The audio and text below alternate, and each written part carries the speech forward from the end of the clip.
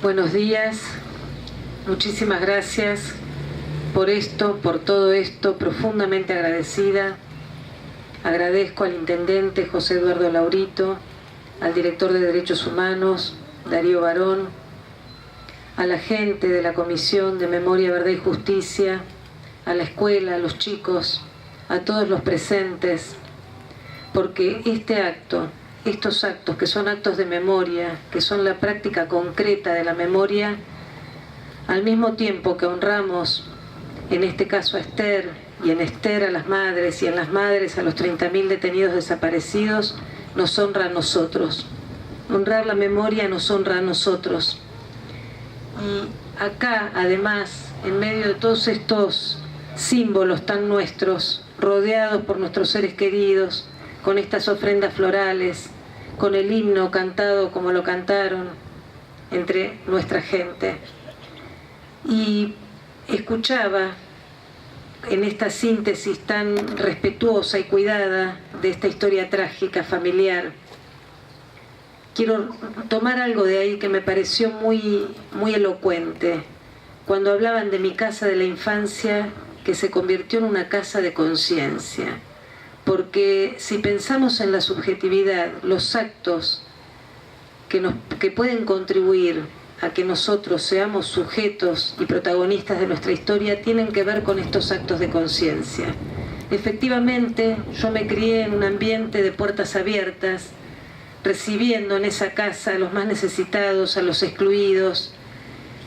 Mi madre nació en Uruguay, su mamá era paraguaya y su papá uruguayo. Siendo uruguayo, él se alistó para ir solidariamente a Paraguay y estuvo en la Guerra del Chaco, y la familia se afincó en Paraguay. Ahí crecieron algunos, nacieron otros de sus hijos y crecieron.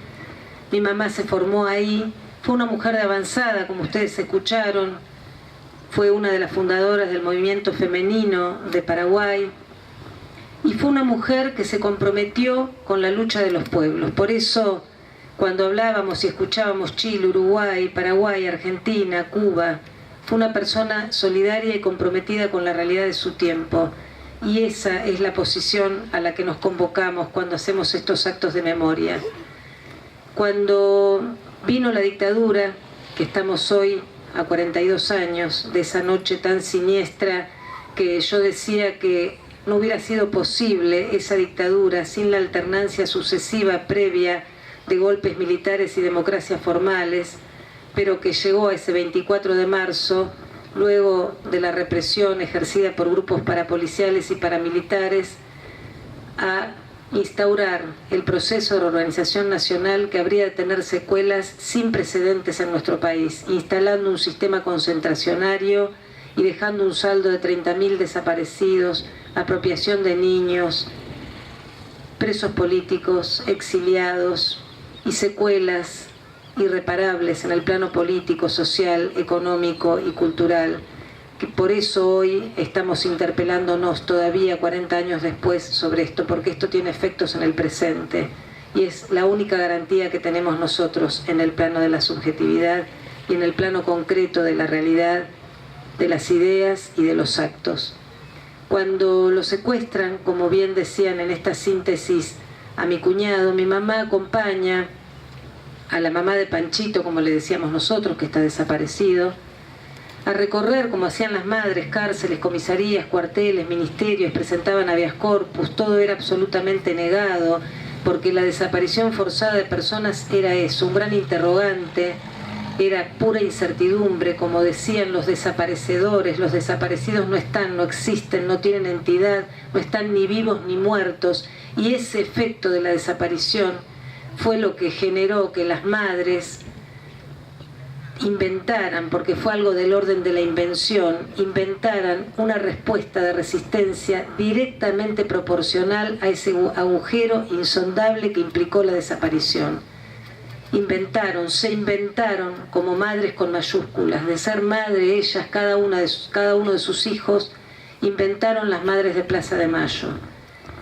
Por eso ellas dicen, a nosotras nos parieron nuestros hijos, porque cruzándose en esas colas, preguntando asesorándose, podés ir acá, ¿qué podemos hacer? Así, preguntándose vos a quién buscás, a vos quién te falta, redactando modos de presentar habeas corpus, cartas, etcétera, dirigidas a todas las autoridades solicitadas. Así se parieron también ellas.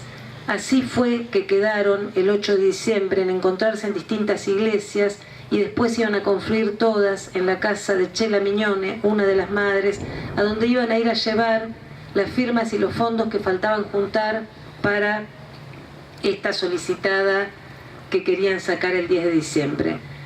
A mí me habían secuestrado el 13 de junio de 1977, cuando tenía 16 años y estaba embarazada de menos de 3 meses. Fui llevada a este lugar, un centro clandestino de detención, tortura y exterminio que funcionó en el subsuelo de un edificio de suministros de la Policía Federal, dependiente del primer Cuerpo de Ejército en Buenos Aires. Fui brutalmente torturada. Yo pensé por la tortura que el bebé había muerto, y estando en la celda, porque estuve casi 4 meses con los ojos vendados, con cadenas en los pies, acostada, en un momento se empezó a mover el bebé. Y para mí quiero compartir en este acto colectivo y a la vez íntimo algo que fue decisivo en esta situación traumática de cautiverio, que el bebé, y digo porque es un acto de resistencia, imprevisto, impredecible, que uno no podía prevenir antes de que eso sucediera. Yo pensé que estaba muerta, y cuando empezó a moverse, estando en esa soledad absoluta, en donde lo que buscaba el sistema concentracionario era la despersonalización y despojar al sujeto de la condición humana, que uno perdiera su condición humana. No se podía reír, no se podía llorar, no se podía hablar, no se podía ir al baño, no alimentaban a las personas. Entonces uno pasaba a ser un desecho, perdía su condición humana, esa condición de subjetividad. En ese contexto empezó a moverse mi bebé, y yo sentí que eso era un triunfo. Frente a todo eso, que eso era un triunfo, que había un lugar de mi cuerpo que no habían podido dañar, que había podido sobrevivir a la muerte. En medio de la muerte había pura vida, y entonces estoy hablando de la maternidad, porque estamos hablando de las madres. Fue la única vez que lloré en el campo de concentración, porque había que estar muy fuerte, fortalecerse para poder sobrevivir, de la emoción de que mi hija hubiera sobrevivido. Después le escribí, porque cuando salí y me refugié bajo la protección del Alto Comisionado de las Naciones Unidas para Refugiados, que enseguida me sacó a Suecia, ahí médicos de Amnesty Internacional y médicos locales me dijeron que el bebé había sobrevivido seguramente porque había absorbido toda mi sangre. Yo estaba muy anémica, entonces escribí un poema en donde decía: mi sangre fue tu vida, tu sangre fue mi fuerza. Otra parte sigue: y construimos sueños y sanamos heridas con armas de pureza. Y en ese momento, cuando salgo del campo de concentración, me encuentro con mi mamá. Primero me encontré con otros familiares. Mi papá me dijo: tu mamá vuelve a la noche tarde, está todo el día con las madres, todo el día buscando. De hecho, yo después le escribí desde el exilio una carta, y ella diciéndole: me quedé con las ganas de un abrazo, mamá, tan llenos de urgencias como estábamos. Y ella me dijo: yo estaba todo el día pensando en vos, me levantaba pensando en vos. Una vez me crucé con tu papá en la calle y no lo vi, tratando de dar cuenta lo que implicaba la desaparición. El otro día, en uno de los juicios que están teniendo lugar en los tribunales de Comodoro Pi, escuché una madre que decía: me levanto todos los días, no hay un solo día que no me levante pensando en mi hija. Eso es la desaparición. Es imprescriptible, no tiene vencimiento en el tiempo, es un delito que persiste. Por eso, cuando escuchamos que hay represores que quieren ser beneficiados con privilegios, que quieren tener el privilegio de las excarcelaciones o de las prisiones domiciliarias, que son en definitiva excarcelaciones encubiertas porque andan libremente por el barrio y por otros lugares, justamente estos personeros de la muerte lo que hacían es eso. Acá se nombró a Alfredo Astiz, que fue un caso muy sonado en estos días. Bajo el apodo de Gustavo Niño, Alfredo Astiz se infiltró entre las madres de Plaza de Mayo, se ganó su confianza y su afecto, se hizo pasar por hermano de un desaparecido y así señaló a cuáles eran las madres que tenían una mayor formación política o que tenían cierto liderazgo en el movimiento de madres de Plaza de Mayo, y así fue que secuestraron a las 3 madres fundadoras de Madres de Plaza de Mayo, a 2 religiosas francesas y a un grupo de familiares y militantes de derechos humanos que acompañaban a las madres. Ese día las madres se habían juntado para, como les decía, terminar de resolver la publicación de la solicitada que iba a salir, y salió finalmente el 10 de diciembre en el diario La Nación. Era una de las solicitadas más importantes. Tan artera fue esa infiltración que el nombre de Gustavo Niño figura entre los firmantes de la solicitada, y yo 2 años después mi papá me pidió que, en búsqueda de alguna noticia sobre el paradero de las madres y de los familiares, fuera a Estados Unidos recorriendo distintos lugares, autoridades, el Senado, la Casa Blanca, etcétera, etcétera, Naciones Unidas, la OEA, todos estos lugares que recorríamos los familiares tratando de tener alguna información sobre nuestros seres queridos, y llevaba, además de los 12 nombres del secuestro del grupo de la Santa Cruz, también el de Gustavo Niño. Ese personero de la muerte es uno de los que quiere ser beneficiado hoy en este intento de borrar de un plumazo todo lo que se avanzó en memoria en la lucha por memoria, verdad y justicia, en la instalación de políticas públicas de memoria, tratando de reinstaurar la teoría de los 2 demonios, que justamente tratan de instalar esto también en las escuelas. Escuchamos que querían ponerla a Cecilia Pando, que la nombraron en una escuela. Cuando estamos en los juicios, Alfredo Astiz entra con un libro que enarbola, que dice Volver a matar.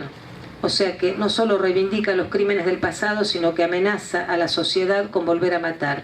Y en la bandeja de arriba está a la cabeza de los familiares de los represores Cecilia Pando aplaudiendo eso. Por eso, cuando hablamos de la teoría de los 2 demonios, tenemos que interrogarnos como sociedad, realmente cuando los medios nos hablan. Yo soy docente en la facultad, discúlpenme este atrevimiento que me tomo, pero a los alumnos les decimos a veces, cuando uno dice yo pienso tal cosa, uno cree que piensa lo que dice o que dice lo que piensa, pero muchas veces somos hablados por los medios de comunicación, y es eso lo que tenemos que interpelar, y creo que es eso lo que estamos interpelando en estos actos. No quiero hacerlo mucho más largo, simplemente compartir con ustedes que cuando viajé a Suecia, llamé por teléfono para contar que había nacido mi hija Anita el 11 de diciembre de 1977, y ahí nos enteramos que 3 días antes había sido este operativo de la Marina. Y cuando en el año 2005 el equipo argentino de antropología forense pudo identificar del grupo de las 12 personas a 5, Azucena Villaflor de Vicente y María Eugenia Ponce de Bianco, una de las religiosas francesas, Leonie Duquet, Ángela Wad y Esther Balestrino de Careaga, justamente se pudo probar todo el circuito del horror. Por primera vez se pudo probar científicamente el circuito del horror.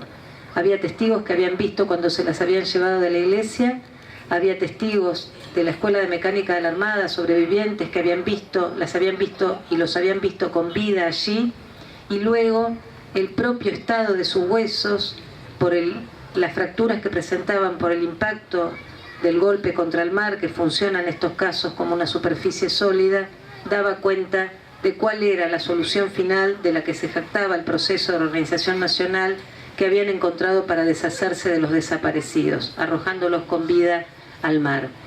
En ese momento, que las madres hubieran vuelto juntas y siguieran dando testimonio, era un modo de estas madres de seguir luchando por sus hijos.